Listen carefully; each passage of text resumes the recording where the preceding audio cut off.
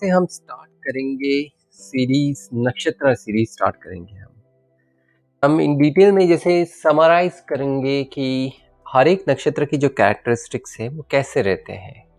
नक्षत्र काफ़ी बड़ा रोल प्ले करते हैं राशियों में, और हर नक्षत्र के डिफरेंट पदार्थ रहते हैं, उसके हिसाब से आपको इफेक्ट्स मिलते हैं।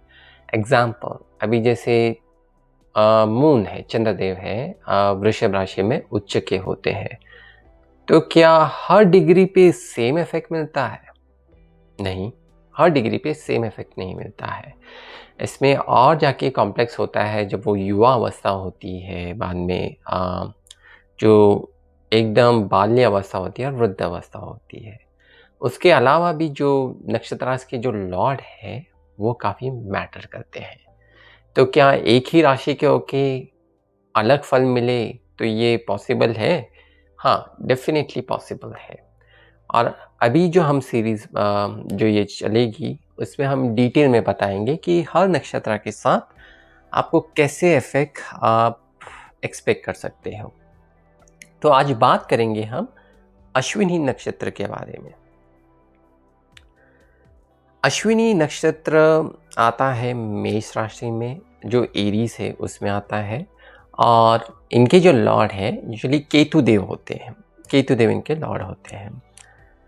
अश्विनी को अश्वयुज या द वन इंग्लिश में जो कहा जाता है, शी हु योक्स हॉर्सेस, वैसे भी कहा जाता है। अब जो सिंबल है घोड़ा, तो घोड़ा किसका सिंबल होता है? घोड़ा होता है पावर, स्ट्रेंथ, करेज। हमने महाराणा प्रताप और जो भी बड़े बड़े जो योद्धाएं थे, जो वॉर हुआ था, जो घोड़े पे बैठ के जो वॉर होते थे, प्राचीन वॉर्स, उनके बारे में सुना ही है। तो घोड़ा किसको रिप्रेजेंट करता है? तो घोड़ा रिप्रेजेंट करता है एनर्जी को, वाइटैलिटी को, स्ट्रेंथ को, करेज को ना। और जो उसका सर है वो इमीडिएटली क्विक एक्शन को रिप्रेजेंट करता है, राइट। तो अभी जो बंदे के अश्विनी नक्षत्र है, क्या हम सिमिलर कैरेक्टरिस्टिक्स एक्सपेक्ट कर सकते हैं? चलो देखते हैं। तो इनके जो बिहेवियर में है दोस्तों, जैसे घोड़ा फास्ट भागता है, ये एकदम स्पॉन्टेनियस होते हैं, है ना। जैसे मैथमेटिशियंस का आप देखोगे ना, फटाक से आंसर आ गया, कैलकुलेटर के पहले आंसर आ गया, ज़ूप। तो ये लोग स्पॉन्टेनियस होते हैं, क्विक थिंकर होते हैं। इनकी एनर्जी लेवल भी हाई होती है। एक तो मेष राशि है, क्योंकि ये वही राशि है जहाँ पे मार्स जो है, मंगल देव, खुद के घर के होते हैं, एंड सन जो है वो उच्च के होते हैं। इसको फायरी राशि भी कहा जाता है। तो जैसे हम बता रहे थे कि इसमें जो लोग हैं वो काफ़ी फास्ट होते हैं, एजाइल होते हैं। एट द सेम टाइम ये लोग डायरेक्ट होते हैं। ये जैसे ऐसे घुमा फिरा के आपको बात नहीं करेंगे, या जिसे बोलते हैं ना इंग्लिश में शूटिंग फ्रॉम द हिप, ये लोग वैसे काम नहीं करेंगे। ये जो है आपके सीधा मुंह पे बोलेंगे, ये मुझे पसंद नहीं आया, तू ऐसा है, तेरे से तूने ये गलत किया, सीधा आपके मुंह पे बोलेंगे। ये अच्छे दोस्त भी बनते हैं क्योंकि अपने मन में बात नहीं रखते हैं, और but at the same time क्योंकि ये स्ट्रेट फॉरवर्ड डील करते हैं, इससे इनके दुश्मन भी ज़्यादा होते हैं। कभी कभी जैसे आप इन लोगों से बात करोगे तो डिपेंड करता है, जैसे पूरी कुंडली में हमें एनालाइज करना पड़ेगा, बट इट मे अपीयर कि ये लोग आपको रैश प्रतीत होंगे। बोलते वक्त इसको होश नहीं रहता है, कुछ भी बोल देता है। तो वैसे रहेगा, मन में रहेगा, मन से साफ रहेंगे आप लोग, बट जब आप लोग बोलते हो तो किसी को हर्ट हो जाता है। लुक्स वाइज ये लोग आपको यूथफुल दिखेंगे और एंथुजियास्टिक दिखेंगे।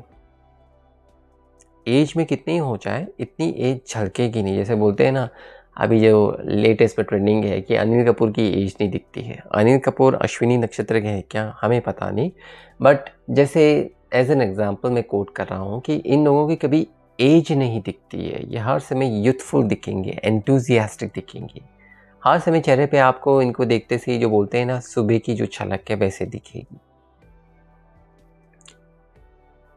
ये लोग अगर जो एसेंडेंट जैसे जो लग्न है वो राइजिंग है, तो कभी-कभी जैसे छोटे और जो है built up, at the same time चेहरे पे मासूमियत दिखेगी।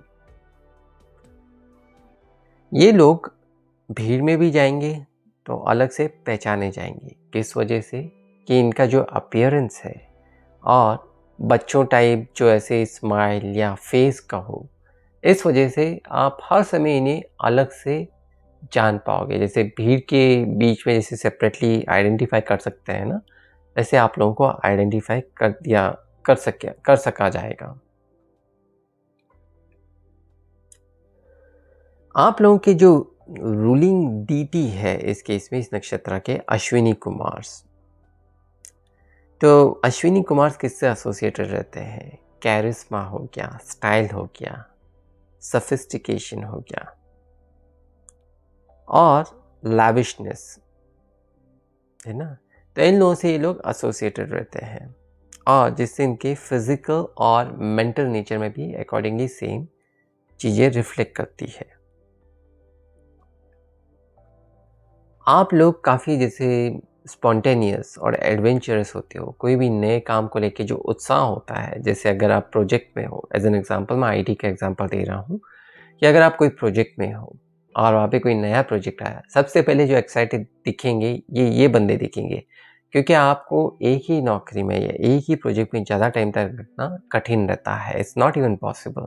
आपको चैलेंजेस चाहिए, भाई ये हो गया मेरा काम, अभी नया बता, क्योंकि आप एक जगह पे ज़्यादा टाइम टिक नहीं सकते हो। मुझे नई-नई चीज़ें चाहिए, नए-नए काम करने हैं। हाँ, वो स्पिरिट रहती है।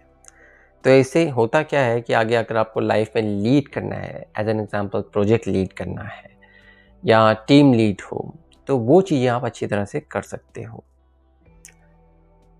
और जैसे क्योंकि इतने एडवेंचरस और इतने स्पोर्टिव रहते हो, तो कभी आप देखोगे कि कोई बंदा जैसे बुढ़ापे में हम सुनते हैं कि किसी ने मैराथन रन किया है या कोई रॉक क्लाइंबिंग कर रहा है इतनी एज में, तो वो यूजुअली इस नक्षत्र से एसोसिएटेड रहते हैं। एट द सेम टाइम क्योंकि आपको हर चीज़ करने की जल्दी रहती है, ऑब्वियस है आपको बोलने में भी जल्दी रहती है, तो आप दूसरे को, सामने वाले को बोलने का इतना मौका नहीं देते हो। इससे होता क्या है, इसका नेगेटिव इफ़ेक्ट कि दुश्मन बढ़ सकते हैं। दोस्त कम होंगे, दुश्मन ज़्यादा हो सकते हैं। आपका जो सेंस ऑफ ह्यूमर है, वो ज़्यादातर जोवियन रहता है। जैसे लोगों के बीच में जो है कि हर एक बंदा भी, जैसे हम बात कर रहे थे ना, जैसे न्यूमरोलॉजी के बारे में कि जो सैटर्न प्रधान है, जो सैटर्न के आगे हम जाके नक्षत्र राशि में भी देखेंगे, तो वो मिक्सअप होने में जो है ना, वो थोड़ा-सा प्लस माइनस हो जाता है।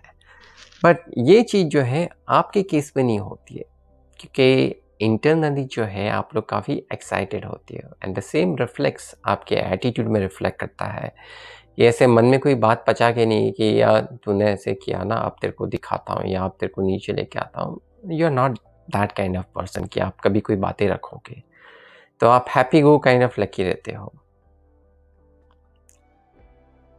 बट जो पेशेंस वाली चीज़ें आती है, जैसे अगर सर्जरी का काम हो गया जिसमें पेशेंस चाहिए, या अगर आप स्पेसएक्स में हो, कोई प्रोजेक्ट जैसे मैनेजर हो, जैसे अगर आपको मैनेज करने दिया जा रहा है, उस केस में थोड़ी आप स्ट्रगल करोगे अंटिल अ सर्टेन एज। ऐसे नहीं कि लाइफ लॉन्ग ऐसे रहता है, बट स्टार्टिंग में कुछ ऐसे एक्सपीरियंसेस होंगे, इवेंचुअली आप सीख जाओगे, बट थोड़ी बहुत एक्सपीरियंसेस के बाद में।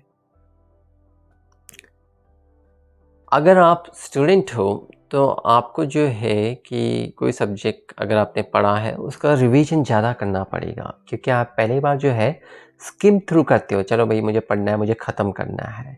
बट वो इंटरनली उसका मतलब नहीं गौर से समझते हो।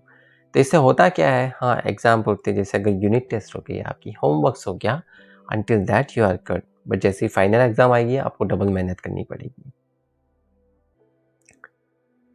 आप लोगों का ड्रेसिंग सेंस जो है काफ़ी अच्छा रहता है, इसलिए जो भी क्लोथ्स हो गए, एक्सेसरीज़ हो गए, उस चीज़ के आप लोग शौकीन होते हो। बहुत शौक होता है। और क्योंकि आप लोग हटके होते हो, तो जो आपकी स्पिरिट है एंटरप्रेन्योरशिप की तरफ जो है, उस केस में काफ़ी आपका जो बोलते हैं ना डेस्टिनी है, सक्सेसफुल होने के चांसेस अच्छे रहते हैं। अब इसमें बहुत सारे क्वार्टर्स और पदास होते हैं, जैसे जो मार्स रूल जो पदा है, तो उस केस में क्या होता है कि आप लोग फिजिकल एक्टिविटी करेज में ज़्यादा होते हो। जो वीनस रूल जो पद है, उस केस में आपका अश्विनी कुमार का जो अभी हम बात किए थे, वो ग्रेस ज़्यादा रहता है। तो आप ज़्यादा इमेजिनेशन पे, ग्रेस पे, रैशनैलिटी पे फोकस करते हो। जो मर्क्यूरी का जो है पदा, उस केस में आप ज़्यादा कम्युनिकेशन में रहते हो, मजाकिये रहते हो, और जो दिमागिया काम है उसमें आप ज़्यादा एम्फसाइज करते हो। जो मून से रिलेटेड जो पदा है, उसमें आप इमोशन से, कंपैशन, एम्पैथी, उस चीज़ में ज़्यादा फोकस करते हो। अभी हम बात करेंगे फेवरेबल और अनफेवरेबल एक्टिविटीज़ की। आपके लिए फेवरेबल एक्टिविटी रहती है जैसे कोई नई चीज़ सीखना, नया ग्राउंड वर्क बनाना, नई फाउंडेशन करना, जैसे मेडिसिन्स में हो गया, नई मेडिसिन्स जो है नए बारे में इनोवेशन करना। और जैसे अभी हमने बात भी किया था पदार्थ के हिसाब से, हीलिंग में, सेल्फ इम्प्रूवमेंट में, एक्शंस में, buying, selling, travelling, vehicle repair हो गया, ज्वेलरी हो गई, क्लोथ्स हो गए, उस केसेस में आपके लिए फेवरेबल एक्टिविटीज़ हो सकती है। अनफेवरेबल एक्टिविटी, जैसे मैं एग्जैक्टली अनफेवरेबल नहीं बोलूँगा, but something that you guys have to work on, तो उसमें रहेगा, प्रोमिनेंट रहेगा मैरिज पे। मैरिज में जैसे क्या रहता है, जैसे आपको एक दूसरे को अंडरस्टैंड करना पड़ता है, बट क्योंकि आप लोग तो स्पॉन्टेनियस हो, तो कभी अगर झगड़ा हो गया तो हाथ मुझे रेजोल्यूशन चाहिए, हाथ इसको रिजॉल्व करो, फिर वैसे होता नहीं है।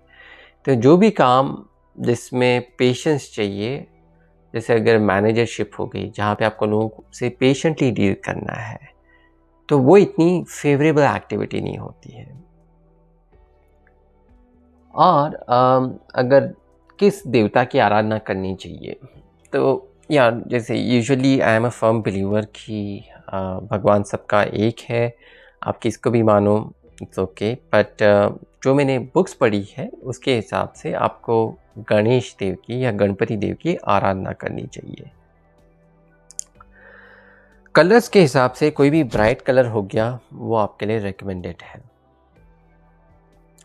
तो इन जनरल दोस्तों, अश्विनी नक्षत्र के लोग, उनका अपीयरेंस प्लेजेंट होता है, स्पॉन्टेनियस होते हैं, अच्छे दोस्त होते हैं, मुंहफट होते हैं।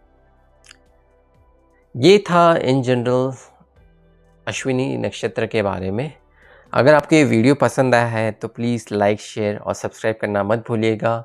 अगर कुछ फीडबैक है कि और ये सेक्शंस इंक्लूड करने हैं या और भी कोई फीडबैक पॉजिटिव और नेगेटिव, आप प्लीज़ कमेंट सेक्शन में ऐड कीजिए। इससे मुझे हेड्स अप मिलेगा कि और क्या-क्या आप लोगों को जैसे इम्प्रूवमेंट चाहिए, एंड अकॉर्डिंगली फ्यूचर वीडियोज़ के साथ हम उसे इम्प्रूव करेंगे। इसके साथ लेते हैं